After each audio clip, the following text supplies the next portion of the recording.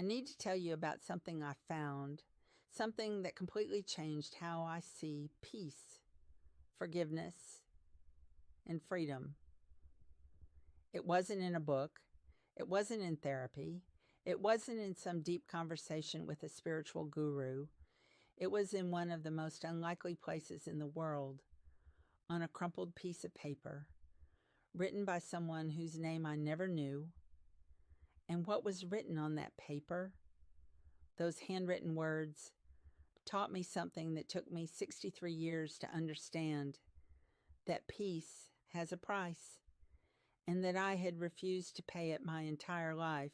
Today I'm going to tell you this story, the story of a dawn that changed everything, and the prayer that showed me what I'd been doing wrong for decades. But before we get there, you need to understand where I was, the darkest moment of my life. Because without that context, you won't understand why those words had so much power. Tell me in the comments, what city are you watching from? Subscribe to this channel, because what I'm going to share today might change how you see everything. Now, let me take you to that place, that moment, that dawn. It was October 2004. I was 63 years old, and I was in a federal prison in Alderson, West Virginia. I'm not going to give you all the details right now about how I got there. You already know that story. Conviction, sentence, 5 months. But what you don't know, what nobody really knows, is what those first days were like. The lights went out at 9 p.m. I shared a tiny cell with another woman. The noise was constant, doors slamming, guards shouting, women crying. But the worst part wasn't the noise, it was the silence inside me.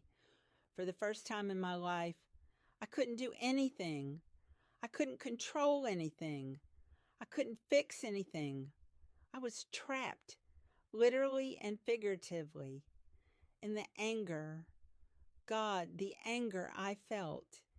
Anger at the prosecutors who charged me. Anger at the judge who sentenced me. Anger at the media that crucified me. Anger at Andy, my ex-husband, who was free while I was there. Anger at myself for making the choices that led me to that place. The anger was like fire in my chest, burning, consuming, and I couldn't sleep. Night after night, lying on that narrow bed, staring at the ceiling, feeling the anger grow. I had spent my entire life in control, building, creating, managing, perfecting, and now I controlled nothing, not my schedule, not my meals, not even when the lights turned off. Every decision was made for me, and the rage I felt about that, it was suffocating.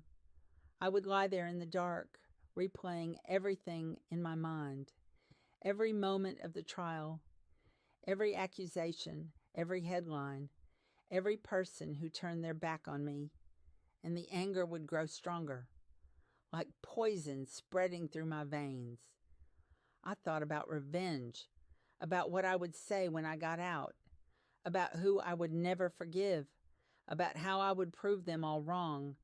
The anger became my companion, my fuel, my reason to keep going, but it was also destroying me from the inside. Because here's what I didn't understand then. Anger gives you something to hold on to when you feel powerless. It makes you feel strong when you're actually breaking. And I was breaking, but something was about to happen. Something I didn't expect. Something that would change everything. Stay with me. Now drop a comment right now and type trapped if you've ever felt imprisoned by anger, resentment, or something you couldn't control. I want to see how many of us are out there, because what I'm about to tell you next, you need to hear it. After 3 weeks of not sleeping properly, I started waking up at 5 a.m. Not by choice. My body just woke up, as if it knew that those hours before dawn were the only ones with any peace. There was a small chapel in the prison. Most of the women didn't go there much, but I started going. Not because I was religious. I didn't pray. I didn't ask for divine help. I went because it was the only place where I could be alone, the only place with silence. It was a simple room, wooden benches, a cross in front, small windows that let in the first light of day. I always sat on the same bench, in the back, near the window, and I just stayed there, trying to breathe, trying not to feel the anger, trying not to think about everything I'd lost. But it didn't work. The anger always came back, stronger, more bitter. I would look out the window at the dawn and think, how can the world be so beautiful when I'm so destroyed? The irony wasn't lost on me.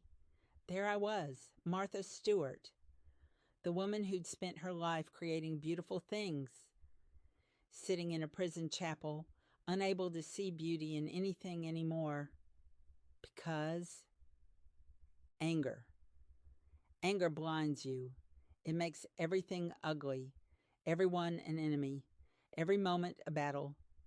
I passed weeks like this, going to that chapel every morning, sitting on that bench, looking out the window, waiting for, I don't know what, waiting for the anger to pass, waiting to feel something other than bitterness. But it never came. The anger remained. Constant, relentless. I started to wonder if this was who I was now. The angry woman, the bitter woman, the woman who couldn't let go. Maybe this was my new identity. Martha Stewart, the woman who went to prison and came out broken. And then, on one specific morning, I found it. What I found changed everything. But before I tell you what it was, you need to understand something about that moment. Because without this, you won't understand the impact. I had reached a point where I was tired. Not physically, emotionally. Tired of being angry, tired of fighting, tired of carrying this weight. But I didn't know how to let it go. Because letting go felt like giving up, like admitting defeat, like saying that what happened to me was okay, and it wasn't okay. So I held on to the anger, because it was all I had. Now, let me tell you what happened that morning. It was a Tuesday, first week of November. I arrived at the chapel as always, at 5:30 in the morning. It was still dark outside, but dawn was beginning. I sat on my bench, the same one as always, and when I put my hand on the seat next to me, I felt something, a piece of paper, folded several times, crumpled, like someone had held it for a long time before leaving it there. I picked it up, unfolded it, and I saw it was a prayer, handwritten, in shaky handwriting, blue pen on cheap notebook paper. It wasn't addressed to anyone. It had no signature, just those words, written by someone at some point, left there. I started reading, and on the first line, I stopped breathing, because those words were exactly what I needed to hear, but they were also exactly what I didn't want to hear. The prayer didn't start by asking for things. It didn't ask for freedom. It didn't ask for justice. It didn't ask God to fix things. It started like this: God, help me let go of what I cannot control. I read that line 3 times. Let go of what I cannot control. My first reaction was anger. More anger. Let go? Let go? They put me here unjustly, destroyed my reputation, took everything from me, and I should just let go? But I kept reading. Help me forgive those who hurt me, not because they deserve it, but because I deserve peace. That line hit me like a punch in the stomach, because I realized I wasn't seeking justice. I was carrying anger, and the anger was destroying me. The person who wrote that prayer wasn't asking to forget. They weren't saying what happened was right. They were saying carrying this anger is too high a price, and I was paying that price every single day. The prayer continued. Give me courage to accept what is, not what I wanted it to be. Show me that peace is not the absence of problems, but the presence of acceptance. Teach me that freedom is not being outside these walls, but being free inside my heart. I read that prayer 3 times, 4 times, 5. And each time, something inside me began to crack. That armor of anger I had built, that certainty that I was right and everyone else was wrong, it started to crack. Because I realized as long as I carried that anger, I would never be free.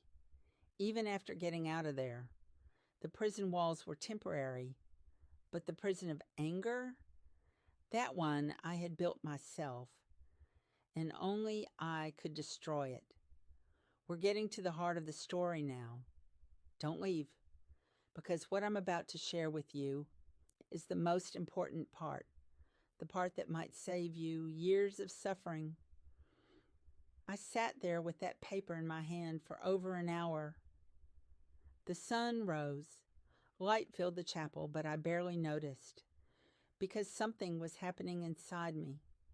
I was understanding the cost of peace, and the cost wasn't easy. The cost was forgiving people who didn't deserve forgiveness.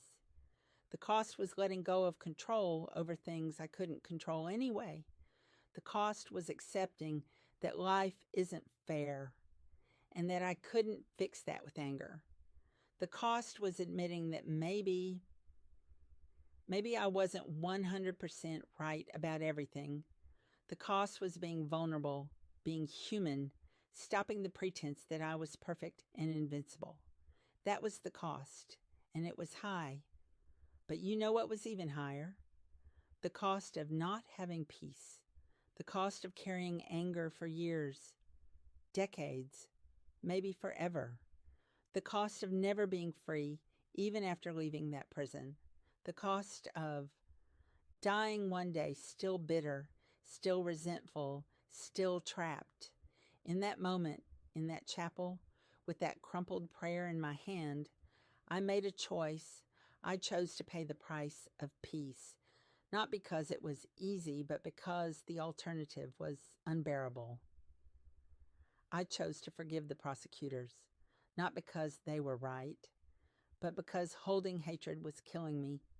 I chose to forgive the judge, not because the sentence was fair, but because resentment was poisoning my soul. I chose to forgive the media, not because they treated me well, but because bitterness was destroying my chance at happiness. I chose to forgive Andy, not because the betrayal didn't hurt, but because carrying that wound was preventing me from healing. And the hardest part, I chose to forgive myself, to accept that I made mistakes, that I'm not perfect, that I deserved consequences, and that carrying shame and self-hatred wasn't serving anyone, least of all me. That morning in that chapel, I let it all go. And you know what happened? I felt lighter than I had in years, not because my circumstances changed. I was still in prison, still had months to go, but I was free. Free from the weight, free from the bitterness, free from the need to always be right, always in control. I folded that prayer carefully, put it in my pocket, and I've kept it ever since. In the following months, still in prison, something changed. Not instantly, not magically, but gradually. I began to let go. I stopped replaying the trial in my mind every night. I stopped planning revenge speeches. I stopped feeding the anger. And when I did that, when I finally paid the price of peace, something miraculous happened. I started seeing the other women in prison differently, not as criminals, but as human beings. Women who had made mistakes, who had stories, who had pain, women just like me. I started having real conversations, real connections. I learned things I never would have learned in my privileged life outside those walls. I learned humility. I learned compassion. I learned that we're all struggling with something. And I learned that peace doesn't come from circumstances being perfect. Peace comes from accepting what is and choosing how you respond to it. When I left prison in March 2005, people expected to see me broken. The media was ready for the defeated Martha Stewart, the fallen empire, the humiliated icon, but I walked out of there stronger than when I went in. Not because prison was easy, it wasn't. Not because I enjoyed it, I didn't, but because I learned what it really means to be free. And freedom, real freedom, has nothing to do with walls or bars or sentences. Real freedom is internal. It's the freedom to choose peace over anger, to choose forgiveness over bitterness, to choose acceptance over resistance. That's the freedom no one can take from you. Not a prosecutor, not a judge, not the media, not anyone. That's the freedom I found in a prison chapel at dawn, in a handwritten prayer left by a stranger.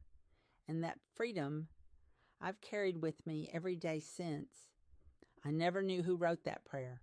I wish I could thank them, whoever they were, wherever they are now. They gave me a gift I can never repay. They taught me something I needed to learn. That peace has a price, and the price is high, but it's worth every single penny. I still have that piece of paper, yellowed now, the ink fading, but still readable, and whenever I catch myself holding angered resentment, the need for control, I read those words again. Help me let go of what I cannot control. Help me forgive, not because they deserve it, but because I deserve peace. Those words saved me, not from prison, from myself, from the prison I had built inside my own heart. Today, at 83 years old, I can tell you, peace has a price, and the price is high. You have to give up being right. You have to give up control. You have to give up revenge. You have to give up the story you've been telling yourself about how you were wronged. You have to let people off the hook, even when they don't deserve it. Not for them, for you. Because carrying that weight, it's too heavy, and life is too short. But here's what I also learned. The price of not having peace is even higher. The price is your joy, your freedom, your health, your relationships, your life. That's the real cost. So I ask you today, what are you holding on to that's keeping you trapped? What anger are you feeding that's consuming you from the inside? What do you need to forgive? Not because they deserve it, but because you deserve peace. Because I'm telling you from experience, you can be free. Not when circumstances change, not when people apologize, not when justice is served. You can be free right now by making the choice I made in that chapel. The choice to pay the price of peace. It's not easy. It's not quick. It's not painless. But it's possible. And it's worth it. Living without peace, that's the real prison. And you hold the key. Now I want to hear from you. What do you need to let go of? What are you carrying that's keeping you trapped? Leave it in the comments. And subscribe to this channel.